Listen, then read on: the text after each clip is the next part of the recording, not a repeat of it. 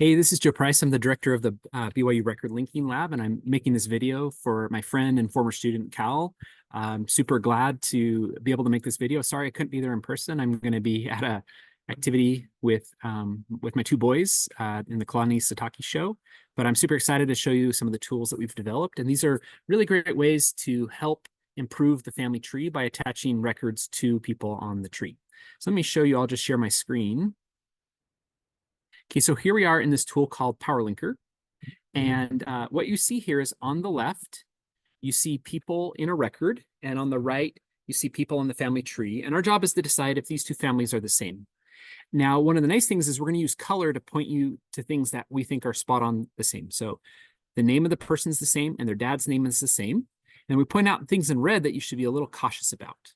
Now, in this case, even though we're telling you to be a little cautious about it, you might still think about how likely is it for these two families to be the same? You can see his mom's last name's a little bit different, but if you say it kind of out loud, Hochstaltler, Hotstetter, you can see how those might have been confused. We have also the birth date is different, but it's sure pretty similar. So this is probably like a very close edge case. This is one where I still think it's a match, but if you disagreed, you can always hit skip. So in this case, I would hit attach all.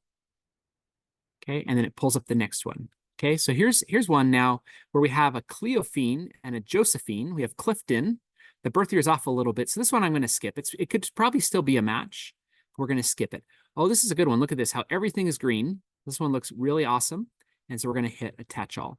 So what we're basically doing is we're making decisions about whether these two families are the same. And by and each of these power linkers are going to be shown to two people. And if both agree that it's a match, then we're going to make that attachment on the tree. And if either say that it's not a match, then we will not do it. So notice here, this looks like everyone's the same except for the father. So in this case, we'll skip. Now, let me show you something neat is in this case, in PowerLinker, we would skip because all three have to be the same. But if we go to SourceLinker, this is the tool that we normally use on Family Search. You can actually see right here, this is an interesting case where, this record had actually already been attached, though the mom had been done. Or basically, the dad was married to two different people. Okay, so that's definitely one we would skip. And let me just show you, you can always come here to SourceLinker if you want. So this would be the normal way of attaching sources. And so on this one, what we'd have to do then is pull this person up here. We could hit attach. Just notice that when we do it this way, it involves a lot more button pushing. Whereas in PowerLinker, we can just just kind of do it in one shot. Okay, and then the nice thing is it'll keep your little score here at the bottom. So you might see how many you can do. It's actually not uncommon for youth to do 100 or 300. I even had a youth do 1,000. I mean, you don't want to rush these. You want to take your time, and you should always feel comfortable skipping. So this one I'm probably going to skip. But again, like this one here, even though the birth looks like it differs, this is just a year. This is a date. The place is the same. The death year's off just a little bit, but everything here looks pretty good. And you can see Esther and E, those line up. Okay, but if anytime this one also I would skip, though my guess here, let's just take a look. We can take a look at this one in SourceLinker. It might be that just someone maybe got the death wrong. So right here, we have he died in San Diego, 20 December 1997. Here we have his death was 25th November 1934. Now here's an interesting thing.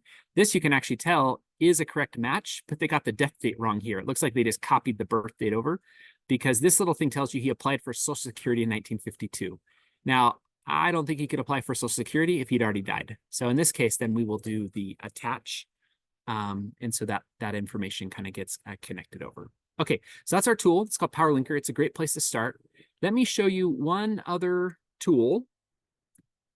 We're going to go to the record linking lab. So I just typed rll.byu.edu. We're going to come here to volunteer, and we're going to hit the map app. Now, here's one thing I really like about the map app. And we're going to try Cal's last name. Let's see. Oh, wow, look at that. I didn't know if we'd get any, but let's take a look. So here I just typed in his surname, and right there, I've got a hint over there in France, and I've got a hint over here in Illinois. I'm not going to touch those. I'm going to leave those for Cal. Let me show you what would happen if I did my own surname. So I'll type in my own surname.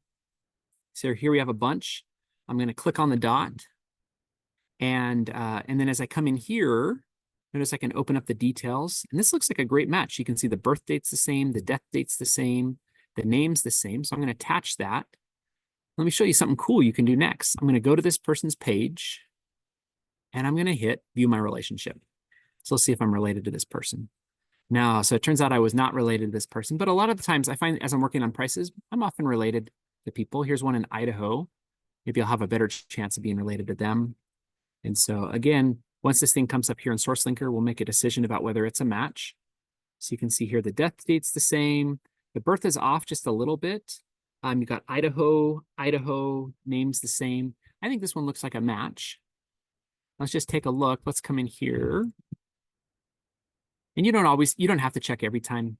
You can kind of do that when you'd like. But let's see. So yeah, she's my 7th cousin 2 times removed. So that's kind of cool. And so maybe, if you find a 5th or 6th cousin, maybe then you could check to see if they need any temple work done. That could be a cool opportunity. And then the last thing that well, here's one thing. When you do the map app, you're going to have to be able to log into Family Search. If you're having trouble logging into Family Search, you can do Power Linker without. So right here, this one's Power Linker. You can do that without logging in. And then if you'd like to maybe continue to help out, you can sign up for the 5 a day. That will send you an email each weekday with 5 hints that you can do. The last thing I just wanted to show is once you're here in Family Search, you can hit the temple button and you can hit Ordinance Ready, and you can request some names to take to the temple. This is really what it's all about. It's all about, helping gather the human family so that the people that are related can then take those names to the temple. So when you're doing this work over here, you're not related to the person. When you go to use Ordinance Ready, you'll be focusing on people that you're related to. Hey, I hope this is a great experience. I hope you enjoy using Power Linker. If you want, feel free to give Map App a try. And then, if you haven't used Ordinance Readies before, just do that. And then once you do Ordinance Ready, you can get a little code to take to the temple. They can print it out for you, or you can even just print it out right at home. So hope you guys have a great activity. Glad to kind of join you virtually through this little video.